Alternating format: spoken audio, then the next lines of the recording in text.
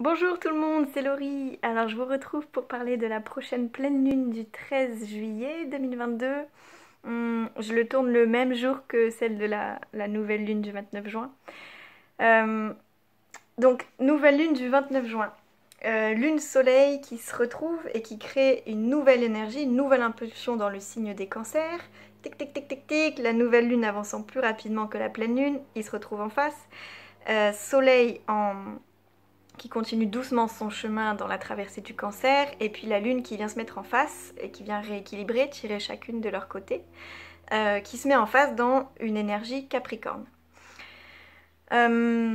Donc jusqu'à maintenant, on avait une nouvelle impulsion dans cette énergie cancer qui nous appelait à nous intérioriser, à être plus dans un cocon, dans un lien familial, ou en tout cas proche de notre tribu, des gens proches qu'on aime, et puis à toucher notre sensibilité et à savoir comment est-ce que je peux la protéger. Notamment quand des blessures peuvent arriver. Donc là, c'est un signe qui peut, comme la pleine lune vient rééquilibrer les énergies qu'on a vécues jusqu'à maintenant, c'est un signe qui peut, à son maximum, cette énergie cancer, tomber dans des peurs paralysantes qui l'empêchent de bouger, d'avancer, de faire quelque chose. Il y a une telle sensibilité, on se sent tellement en prise à tout et à les ressentir tellement intensément en fait qu'on se sent complètement tétanisé et on préfère se dire ok, je ne fais plus rien, je ne bouge plus, je reste comme ça parce qu'au moins tout ira bien. L'énergie Capricorne, elle vient nous sortir un peu de notre cocon. Donc pour cette pleine lune, c'est vraiment la proposition de sortir un peu de notre cocon et puis sortir de cette hyper-émotivité, hyper-sensibilité qui nous ralentit, qui nous bloque. De manière en fait, elle vient nous dire, ok, bon, il y a ça, c'est vrai, et ça t'affecte. Comment est-ce que tu peux vivre ces émotions? Comment est-ce que tu peux exprimer ces émotions? Comment tu peux en fait maîtriser ou grandir dans ces émotions-là pour faire face à ce que la vie t'apporte et aller de l'avant.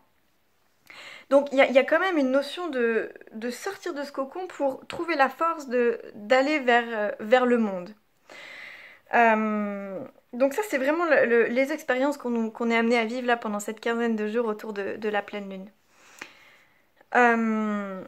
Ce qui ressort aussi, ça va être beaucoup des thématiques peut-être amoureuses ou en tout cas de relationnelles, affectives pour cette pleine lune.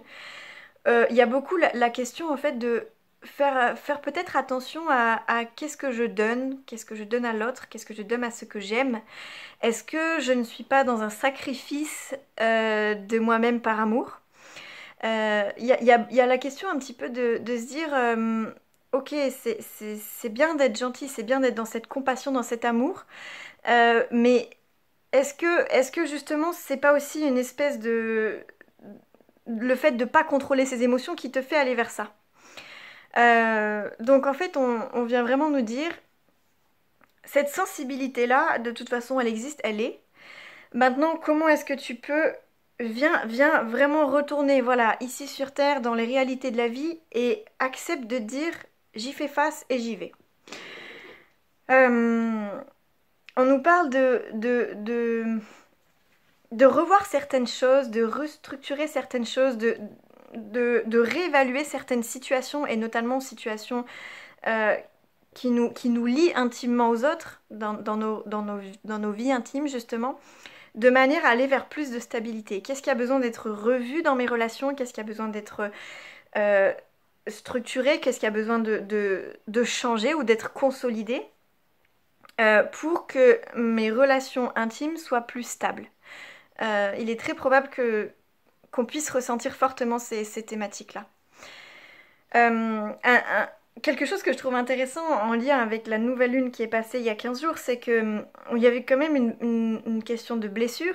Alors du coup c'est intéressant puisque cette fois je vous fais la vidéo avant la nouvelle lune, donc ce sera bien de voir ce que ça a donné justement, mais cette question en fait de blessure qui ressort et qui vient nous affecter dans notre besoin de sécurité, dans notre sensibilité qui est un peu mise à mal.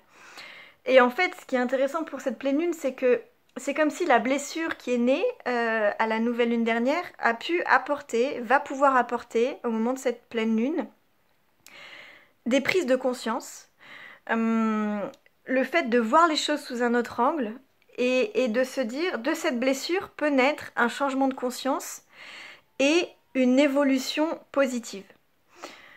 Euh, c'est vraiment une période là, et on n'est pas que sur cette pleine lune, on est vraiment jusqu'à la fin de l'année où il y a vraiment un très fort appel de nous dire change ta manière de voir les choses, change ta manière de vivre la vie, libère-toi des contraintes, libère-toi de tout ce que tu ne veux plus. Et en fait, il y a comme un côté de avance en étant plus léger, en te sentant plus libre pour construire le monde de demain. Donc ça paraît un peu gros, mais déjà à titre individuel et personnel, euh, il y a vraiment la question de libère-toi de tout ça et change en fait ce qui a besoin de l'être. Et probablement que peut-être des blessures qui ont pu naître peuvent amener ces prises de conscience-là pour aller vers plus de liberté d'être soi-même en fait.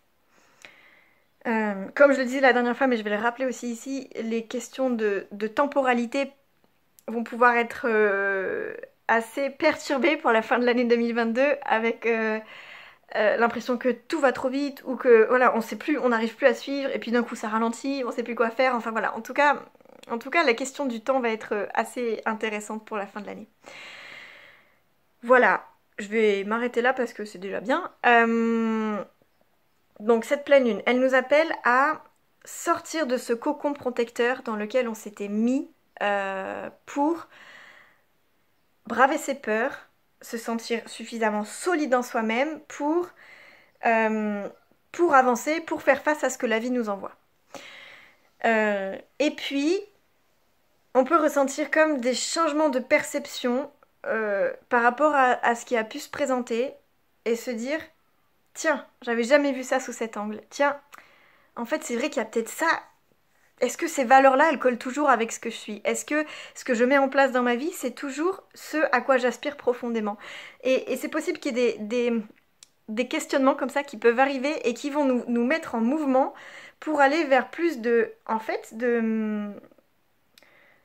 d'affirmation de ce que je suis, ou en tout cas d'intérioriser, enfin j'ai pas le mot qui me vient, le bon mot qui me vient, mais euh, de s'affranchir de tout ce que je crois devoir être pour justement avoir la liberté d'être ce que je suis.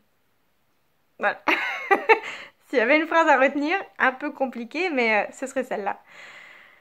Voilà, donc j'aurais envie de dire, trouver le courage en soi pour être qui on est en fait. Bon, ceci dit, je vous souhaite à tous une bonne pleine lune et je vous dis à très bientôt pour les prochaines. Salut!